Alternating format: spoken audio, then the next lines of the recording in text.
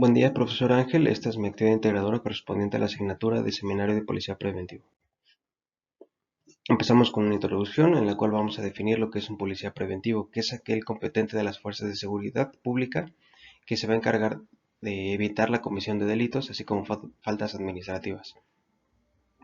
Este mismo se va a encargar de vigilar y mantener el orden y la paz públicos, así como salvaguardar la integridad de las personas, sus bienes y sus derechos. También va a actuar como una fuerza disuasoria y auxiliar a la ciudadanía en situaciones de peligro o emergencia.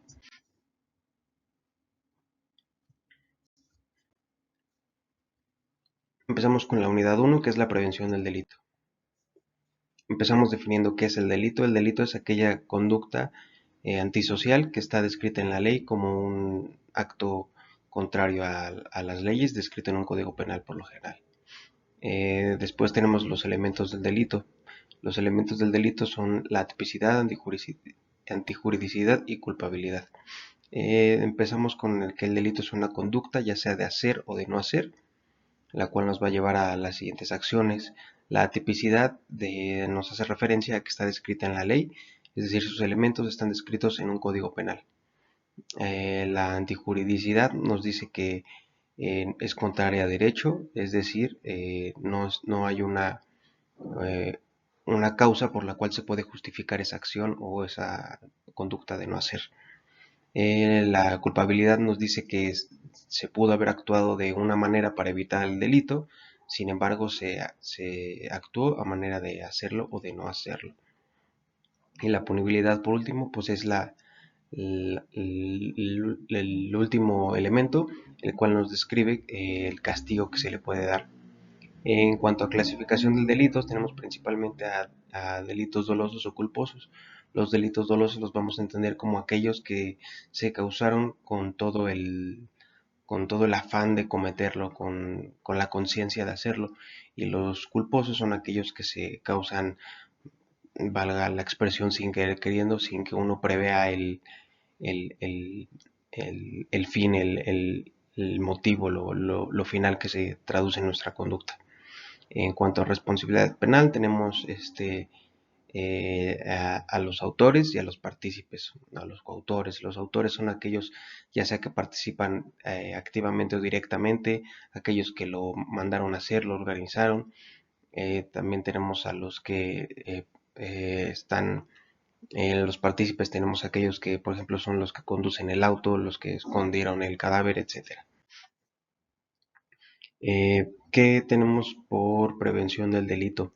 Es aquella preparación y disposición que se hace anticipadamente para evitar la comisión de los delitos, es decir, todas las acciones que vamos a llevar a cabo para que se eviten los delitos o comisión de faltas ante la ley. Vamos a tener la prevención primaria, secundaria y terciaria. En primaria vamos a entender todas aquellas acciones que se tienen para evitar los delitos en un lugar donde no suele haber, por así decirlo.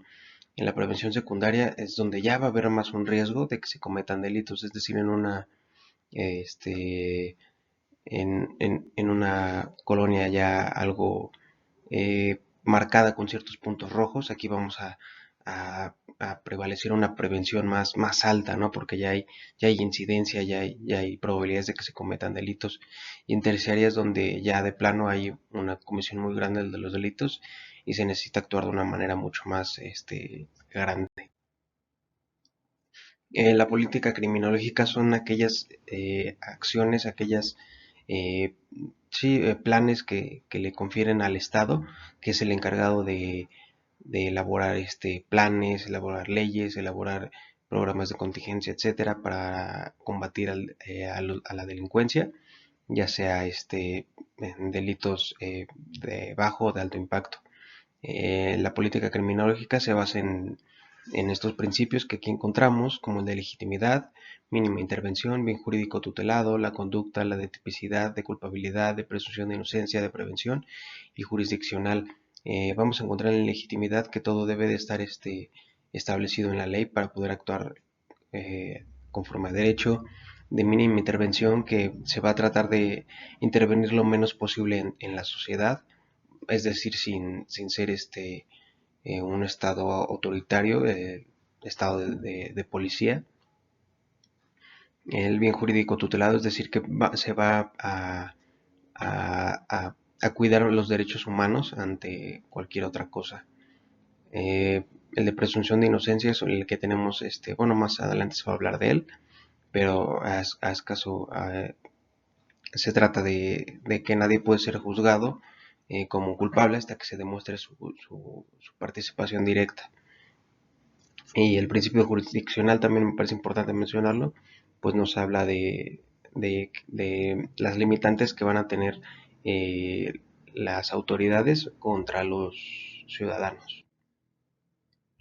¿Qué vamos a tener en un esquema metodológico? Vamos a tener eh, aquí el preliminar, planteamiento, ejecutiva y un informe de investigación. Esto en cuanto a cuando se comete un delito, esto se vio también en la unidad. Preliminar, vamos a empezar en la escena de los hechos, vamos a recabar la información que tengamos presente en ese momento, ya sea indicios, pruebas, eh, que interrogatorios que se puedan hacer en el momento, etcétera. En el planeamiento vamos a empezar a juntar todos estos datos que tenemos, empezar a crear hipótesis sobre qué pasó, por qué pasó, qué pudo haber pasado, ¿no? Ya en la parte ejecutiva vamos a empezar con diligencias, vamos a empezar a hacer interrogatorios ya directos, vamos a ir a buscar a determinadas personas que digamos que pudieron ser los partícipes, los actores en el hecho, etcétera. Y en el informe de la investigación, pues vamos a recabar todo lo que vimos en las otras partes de la metodología y elaborar nuestro informe final de qué pudo haber pasado y por qué. También en esta unidad se vio la problemática de la delincuencia actual. Aquí vamos a empezar. La delincuencia es relacionada principalmente con la familia, el entorno escolar y la comunidad. La familia es donde se empieza uno, donde uno desarrolla, donde agarra valores, donde agarra el cómo va a ser. Por ejemplo, lo vemos ahí en la imagen. El papá regaña a la mamá al hijo y el hijo se desquita con algo, ¿no? También que podemos encontrar de que nos afecte en la familia, que no haya una figura paterna, que haya bajos recursos, que haya violencia, etcétera. En el entorno escolar también juega un papel muy importante el bullying, en la actualidad el cyberbullying. Todos estos problemas también afectan en uno directamente, y en cuanto a la comunidad, pues es evidente que también todo lo que se ve afuera de la casa, en las noticias, etcétera, afecta a uno también directamente. La unidad 2, policía preventiva. ¿Qué es la policía preventiva? Bueno, ya se habló en anteriores diapositivas. Es el cuerpo policial cuyo principal objetivo es salvaguardar la integridad y los derechos de las personas. Van a prevenir la comisión de delitos y faltas administrativas para mantener la paz y el orden público. Los principios por los cuales se debe de regir el policía son los principios de legalidad, objetividad, eficiencia, profesionalismo, honradez y el respeto a los derechos humanos. Los derechos de los cuerpos policiales, que es importante destacar los derechos que posee un policía o los cuerpos policiales en general, como lo son gozar de los derechos humanos y sus garantías, pues recordemos que a final de cuentas también son humanos, son protegidos por nuestra Constitución. También recibir el respeto y la consideración de la comunidad a la que sirven. Es muy común que no los respetemos como ciudadanos a los policías, pero pues es importante tenerle un respeto. También es importante que reciban una capacitación inicial, y continua, así como recibir un equipo completo y uniforme sin costo. Es bien sabido que les dan su primer uniforme y ya después de eso que ellos la hagan como quieran. También ser sujeto de ascensos, condecoraciones, estímulos y recompensas. Por lo general esto solo se escucha cuando eh, participan en un acto delictivo y es trascendente en las noticias. También tienen el derecho a recibir asesoría y ser defendidos jurídicamente, y recibir atención médica y tratamientos adecuados inmediatos cuando hayan sido dañados en su actuar policial.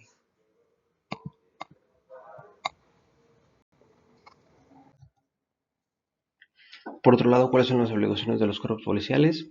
Que desempeñen sus funciones bajo los principios constitucionales, que sirvan con respeto, diligencia y honor a la sociedad, que prestan auxilio siempre que sea posible, siempre lo deben de prestar, no deben hacer caso omiso, y siempre que realicen una detención presentar inmediatamente ante el MP a la persona, abstenerse de agresiones o actos de intimidación hacia las personas que pongan en peligro su dignidad humana, no beneficiarse personalmente de su cargo, usar la persuasión verbal antes que la fuerza o cualquier tipo de arma y no cometer actos de tortura. En la unidad 3 se habló de las nociones de la criminalística. ¿Qué es la criminalística? Una disciplina que se encarga del estudio y aplicación de técnicas científicas para la investigación de hechos delictivos. Esta ciencia se va a valer de otras disciplinas para su actuar, como son la medicina legal, la dactiloscopía, que es la encargada de ver las huellas digitales, la planimetría, donde se va a estudiar la superficie terrestre de manera plana, es decir, para hacer levantamientos, mapas, etcétera, la accidentología forense, toxicología forense, genética forense, entre muchas otras más. Los principios fundamentales de la criminalística, las preguntas de oro: ¿qué, cómo, cuándo, dónde, quién y con qué?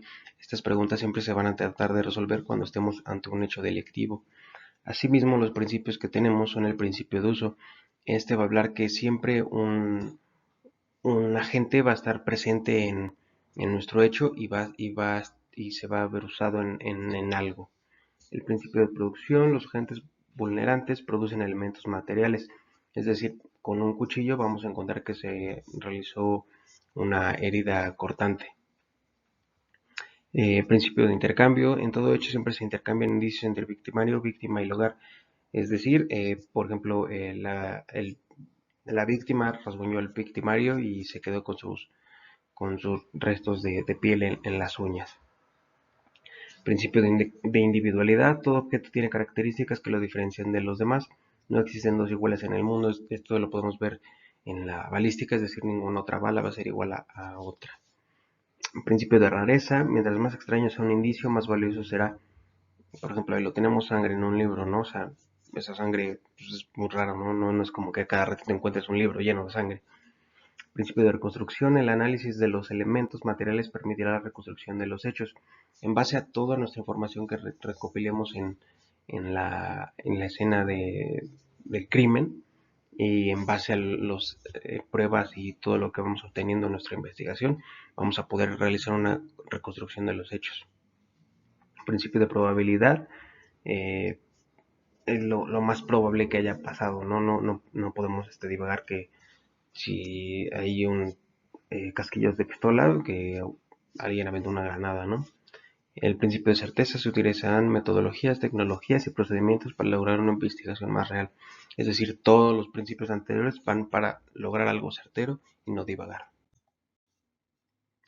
La unidad 4, técnicas policiales. En esta se habló del principio del sistema penal acusatorio.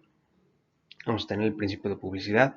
Este principio habla de que todas las audiencias deben de ser públicas dentro de lo que cabe. Recordemos que hay restricciones en cuanto a menores de edad, o si bien la víctima lo prefiere, pues no serán como tal públicas, pero sí serán grabadas para guardarse en un expediente. Principio de contradicción: las partes pueden actuar durante todo el juicio y establecer sus diferencias entre ellas. Principio de concentración: es decir, todo se va a tratar en la mayor cantidad en la menor, perdón, en la menor cantidad de audiencias posibles. El principio de continuidad quiere decir que se le va a dar la continuidad máxima hasta donde se pueda. Y el principio de inmediación: en este nuevo sistema penal acusatorio, el juez debe estar presente sí o sí en todas las audiencias. En las etapas del sistema penal acusatorio tenemos al principio la investigación inicial, la cual empieza con la denuncia o la querella y concluye cuando la persona imputada queda a disposición del juez. Posteriormente viene la investigación complementaria, donde se va a formular la imputación, el imputado va a declarar, se va a vincular a proceso y se cierra esta etapa. Posteriormente tenemos la etapa intermedia, donde se va a formular la acusación, se van a presentar las pruebas para que puedan ser admitidas y se va a dictar el auto de apertura a juicio oral. Posteriormente tenemos el juicio oral, donde vamos a tener el desahogo de pruebas, los alegatos de clausura y posteriormente vamos a tener una sentencia, ya sea condenatoria o absolutoria. Posteriormente tenemos la ejecución de sanción. Asimismo tenemos una etapa que ya no está aquí establecida, pero es la etapa en la que se puede hacer una apelación o posteriormente un, un juicio de amparo, dependiendo la situación.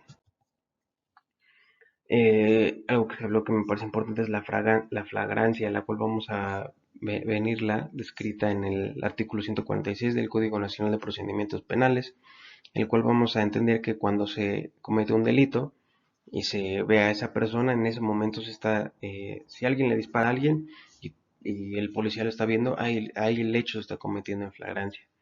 Que por ejemplo aquí tenemos las probables que se tiene, que es cuando la persona es detenida en el momento de estar cometiendo un delito o inmediatamente de cometerlo es detenido. Es decir, si el que disparó se echa a correr y lo sigue el policía y lo atrapa 20 minutos después en una persecución, eso sigue siendo en flagrancia. También el artículo 147 nos habla de que cualquier persona puede detener a otra mientras sea un delito flagrante y este lo debe entregar directamente a una autoridad más próxima y a esta misma ante el Ministerio Público. Es decir, si vemos que alguien le roba el teléfono a alguien, nosotros lo podemos detener y esperar a que venga un policía y tú lo estás deteniendo en flagrancia. También otra cosa que me parece pertinente mencionar, el caso urgente, el cual viene descrito en el artículo 150 del Código Nacional de Procedimientos Penales, en el cual se dice que solo en casos urgentes el Ministerio Público podrá, con su responsabilidad, fundando y motivando el por qué detener a una persona, siempre y cuando se establezcan los siguientes supuestos.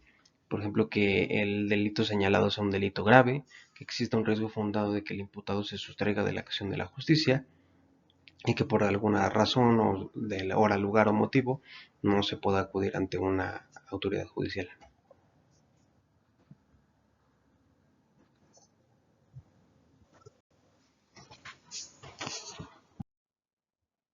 Bueno, a manera de conclusión, considero que el policía preventivo es muy importante en el ámbito de la seguridad pública, principalmente porque es aquel encargado de la prevención del delito y de las faltas administrativas. Es la primera línea en cuanto a la ciudadanía que se va a tener para tratar de contenerla, evitar que cometa actos ilícitos, evitar que haga faltas administrativas que ameriten ir contra un juez cívico, etcétera. También va a ser muy importante en la elaboración en la ejecución, perdón, de programas preventivos de acción contra delincuencia organizada, etcétera. Asimismo, es partícipe dentro del sistema penal acusatorio, ya sea dando interrogatorios, dando la versión de los hechos que él tiene, etcétera.